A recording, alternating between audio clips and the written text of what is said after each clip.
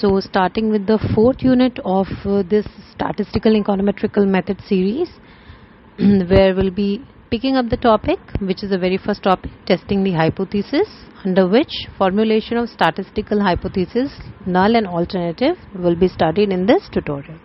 So let's start with what is formulation of statistical hypothesis. See, this involves where we take a statement or we create a statement which can be tested about any population parameter or the based upon the sample data that we have collected. That population parameter can be anything like the range, standard deviation, mean of that population, and it generally includes two opposite hypotheses. The very first is null and the other one is alternative. Let's see what they are. So the very first is null hypothesis, represented by H naught. It is the default assumption, like what is going on, what is the current affair, like the status quo, and that's why it suggests no effect, no difference, no change, or neither any kind of relationship or dependent relationship. I've taken a very simple example where H naught says that population mean, which is represented by mu, is equals to 50. So this is the default situation and the basic assumption about that population parameter. Then comes the alternative hypothesis, which proposes a statement different from the null hypothesis and is typically represented by H1 or HA, small a. So it's a kind of statement that the researcher aims to find evidence for through the data analysis that they have done. Now this is the statement that we aim to test or support further, because it suggests an effect as opposite to null hypothesis. It suggests an effect or difference or a relationship. So this can be represented as by the same example where H1 will state that mu or the population mean is not equal to 50. That goes in opposite. Now what are these steps to formulate a statistical hypothesis? See, the very first step is that we will take a research question that we want to evaluate or work upon.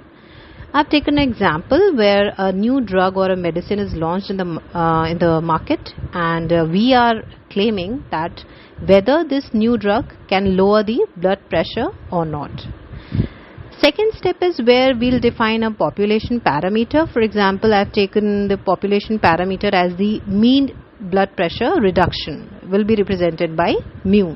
So this is the second step. Then comes the hypothesis part, where we'll be stating the null and the alternative hypotheses, where the null hypothesis H naught would say that there will be no effect on the blood pressure reduction, so mu will be equal to 0, whereas the alternative hypothesis will say that the new drug lowers the blood pressure, so mu will be lesser than 0. This is how it will be represented statistically.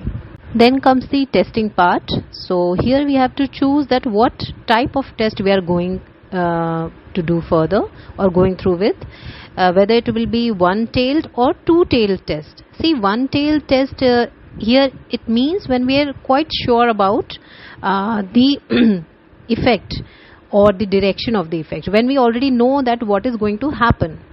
So if the direction of the effect matters, like when we know when we are completely sure about the fact that the drug will lower the blood pressure, we already know that, then we go for one-tailed test.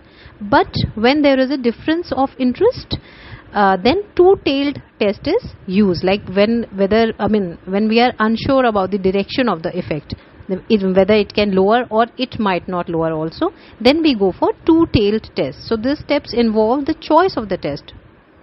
The final step is selecting the significance level, represented by alpha. The typical is 0.05, which is 5% of significance level. Now what this means? This is a situation when we commit the type 1 error. What is type 1 error? When we are rejecting our null hypothesis when it is actually true. Like here the null hypothesis said that new drug will not be able to lower down the blood pressure, and by any chance if we reject that null hypothesis, then we commit that type 1 error. So a common significance level, as I told, it's 0.05, which means that there is 5% chance of incorrectly rejecting the null hypothesis. So this was about the two kinds of hypothesis and what are the steps involved in formulating the statistical hypothesis. Now what is the benefit? It actually allows the researcher to see clearly and define what they are testing, what is the problem that they want to work upon, and it actually transforms a very broad research question into a specific testable statement that actually help avoiding the ambiguity or confusion of any kind of. Hope it could help. Thank you.